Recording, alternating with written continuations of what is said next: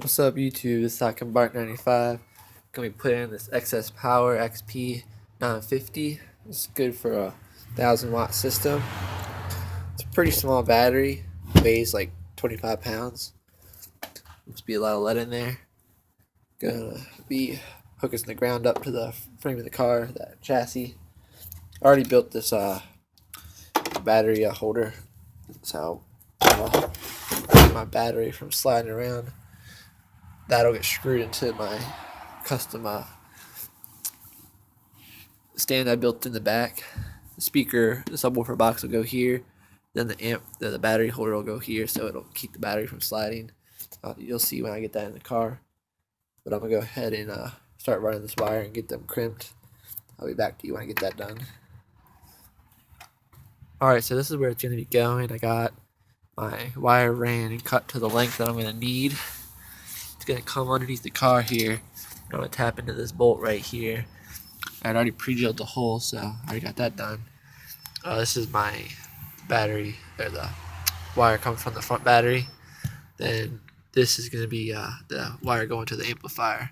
You want to make sure you fuse it on both sides, coming in and out, so you don't damage your batteries if there's a short or something. So now I'm going to go ahead and crimp these with the ring terminal and put a heat shrink over it, make it look good.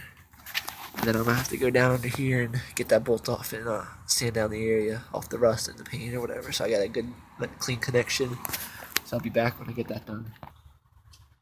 The way I'm crimping them is I'm using the vise and putting all my force into it and give it a nice connection. I'll show you a little trick that I found on how to get it really nice and tight. Alright, I got the wire placed here. So if you place the wire right up to where that crease is in the ring terminal and then squeeze, it pinches down right on in. It's right into the wire. As you can see how to bit in, turn it around, do it on the other side, you'll have a really nice connection. You can see by this piece of wire over here, I got it crimped down using the vise. Tried pulling the insulation off and it just slid right off. You can see how it just slid right off, so it's a really good connection, even though it's not soldered, but I'll get back to you when I get all my connections done. Alright, got them crimped and put the heat shrink on them. Looking pretty good. This one just used the buoy since it was red. This one goes to the amp. So this one is my ground from the battery. This one goes down through here, then under the car. Comes out right here. I'm about to take that bolt off right there. Start clean up that rust right there so I can get that on there and have a nice good connection. This is that stand I was telling you about. So my battery's going to be screwed down right here so it's not sliding around. And I'll be back to you when I get that done.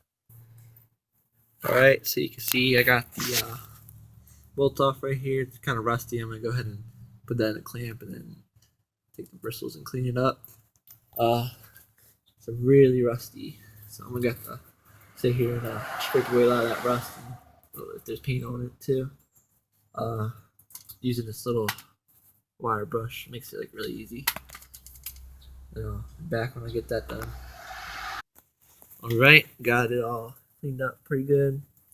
Got a good bit of metal showing, so hopefully that's good enough. Cleaned out the bolt here, try to get some of the rust off of it. Put my socket bit on my drill. I can show you guys this real quick. Just gonna go ahead and use my drill to put it in, and use the socket wrench to tighten it up when I'm done. Alright, so make sure I got all this.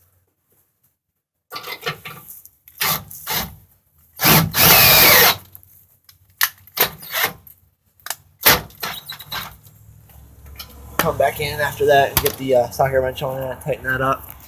Make sure it's nice and taut so I don't have to zip tie. I didn't have to worry about that cable, but it looks like it'll be good. So now it's time to put the battery mount that I made, keep it from sliding around. Put that in, screw down my my rack here, start wiring things up, and I'll be back with you when I get some of that stuff done. Alright, went ahead, put in my Scar VVX12 here. Show you what it's going to look like. Here's the excess power battery next to it. One thing left to do is hook up the positive and negative. So be back when I get it all done, and I'll show you the finished product. So be right back. Alright, I'm back and all done. All finished up. All wired up. Got my ground going to my frame and going to my amp. Positive from the front battery to the amplifier. VVX12 V2 from Scar. Scar LP 750.1D monoblock. I'll head around the other side real quick. Show you this ground real quick. Grounded right there. Big 4 done. Recommend doing that if you're adding a second battery. Come right around here. Here's the